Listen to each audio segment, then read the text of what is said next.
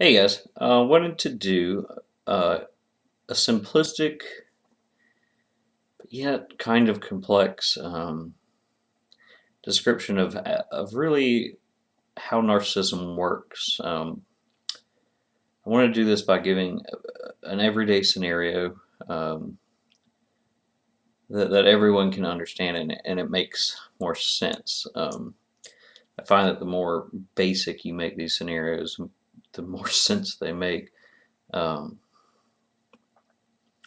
how narcissism abuse works. This is a false scenario, um, and I'll probably give you a couple examples of actual real ones. So let's say I'm in a store with a narcissist that I'm dating. This I'm not sure about family oriented narcissism, but for sure with like significant other and dating partners narcissism. In a store with a narcissist that I'm dating, and I'm holding like a vase that she wants to buy, right? Stand there holding it, waiting for whatever they're doing, and they push me. And the vase slips, I drop it, shatters on the ground.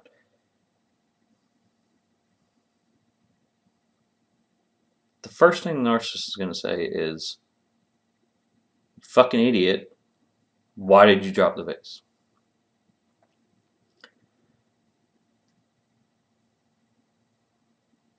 Any person with any bit of intelligence or logic or reason whatsoever would know automatically that I would not have dropped this vase if I had not been pushed. That's simple and obvious. Now, when the narcissist said, "You fucking idiot, why did you drop the vase?" That's number one, projection, "You fucking idiot." Then blame shifting, because let's be honest, it was their fault that the vase got dropped. And then what you're going to do, typically, as a normal human being, is reply with, "You pushed me. What do you mean?" And then they will reply with, "Oh my God, you're fucking crazy. I didn't push you that hard," or I didn't touch you. And then we have there again, "Oh my fucking God, you're crazy." Projection. Um, I didn't push you that hard, or I didn't touch you. Gaslighting. And then from there, here's where the big difference comes into play. A normal, healthy human being, when they said, "Oh my God, you're fucking crazy, I didn't do that," but I'm not saying a normal human being, but a healthy individual with healthy boundaries would go, "All right, fuck you, dude. This is bullshit. Like, go fuck off. Go screw yourself." Here's what happens with a codependent. The codependent go, "Man, they're mad at me. All right, well, we'll grab the other one. I'll pay for it. I'll pay for both." And then the narcissist gets exactly what they want. So in that scenario, you have been projected upon. You've been called an idiot. You've been called crazy. You've been gaslit, saying that what happened did not happen. And then you're also getting this broad spectrum of uh, distorted cause and effect. The obvious cause is the push, and the effect is the vase drops. The In the narcissist world, they can't. I don't know if they're that dumb and they have that little bit of logic, or they're just really that manipulative and crazy. But the obvious cause and effect is push drop, right? Any scientist in the world will know that. But they're gonna gaslight you, and they project upon you, and they make you. That's in a nutshell crazy making behavior. Uh, but remember the key here: a healthy individual would have been like, "Go fuck yourself. This is fucking ridiculous." The codependent is gonna go, damn, all right, we'll get to. It's okay, I'll pay for it.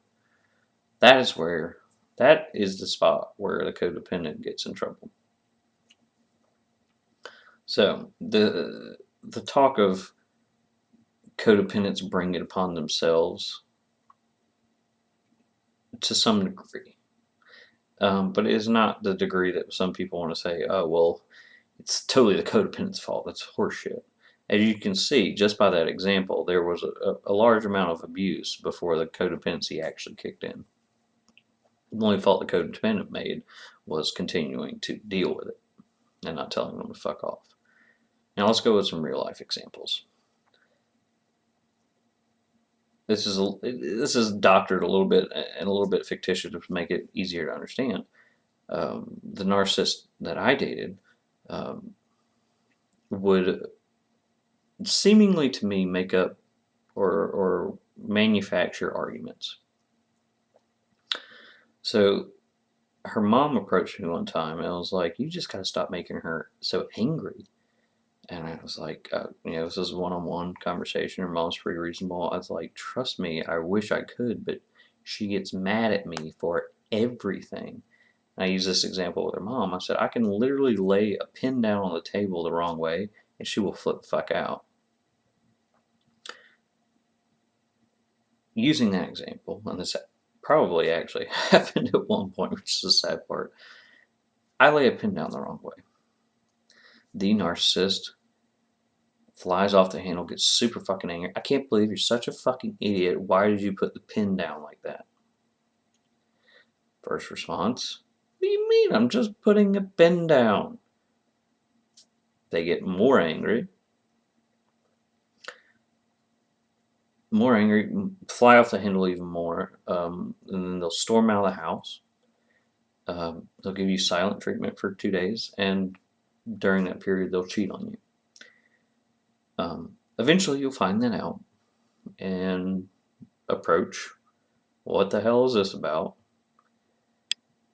And that is again where the narcissist will gaslight you and project upon you. Number one, they'll say you're overly sensitive. "I didn't really do that much with him. You're just sensitive. This isn't a big deal."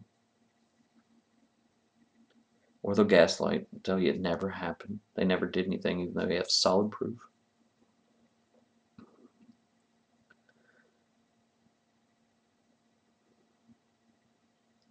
And then on top of that, that is where the healthy individual with healthy boundaries goes cause and effect, understanding cause and effect. Okay, I laid a pin down, you got mad and cheated on me. This is bullshit. Go fuck yourself. The codependent, unfortunately, will go, all right, well, how can we fix this? How can we make this not happen next time? How can we rectify this? And doesn't see, or maybe sees or feels, but doesn't take action on the fact that you've just been, I mean, emotionally abused as emotionally abused can get. They're So it depends on the narcissistic individual. Some of them will intentionally cause problems so that they can perform an action guilt free. Mine was thus. She would intentionally manufacture arguments so that she could leave and then go spend the night with another guy. Some are not that clever. Some will, you know, stumble upon problems and then exacerbate them just to kind of gaslight you and project upon you. Look at it this way: it would be the difference between pushing you to drop the vase or actually running into you. These scenarios can play out the same way. It's just the intent of them. So, just in those couple examples, you can see how really twisted it is. If I'm with my buddy and he's holding a vase and I push him and he drops it, I'm gonna be like, "Shit, my bad, man." Or if I accidentally run into him and he dropped it, "My bad, man." I'm like, "All right, shit. Guess we gonna split it then." but they play it really into it, and they the way they manufacture these things, and then twist them to make everything your fault. And even if they don't do it intentionally, they still twist it to make it your fault. And it seems to a rational person that they have no obvious correlation between cause and effect. You know, me laying a pin down does not justify silent treatment and cheating. Me standing maybe in your path does not justify, gaslighting and projection and blame and all that. Um, I guess what it really boils down to is their complete and utter lack of being able to take accountability. But before you really get to that point, you realize that these people cannot take any accountability for fucking anything. To a rational person, it's just like there's no cause and effect here. There's no none of this makes fucking sense. And then you mix in the projection and the guilt and the gaslighting, and yes, you fucking become crazy. I mean, you deal with that for a couple months, you'll become crazy, much less a few years. You will literally go out of your fucking mind trying to understand what the hell is going on. And a lot of people that doesn't make sense. I hope it made sense to y'all in its basic forms. I know to her mother it makes sense. Her mother's known her all her life, and I try to lay it down. I was like, look, I understand she gets angry really easy, and you think I should stop making her angry, but if I'm putting a fucking pencil down the wrong way, I cannot control whether she gets angry or not. I mean, that's impossible. And the real cause here is that's what the narcissist is telling the ones close to her. He's always pissing me off and he's acting like such an asshole.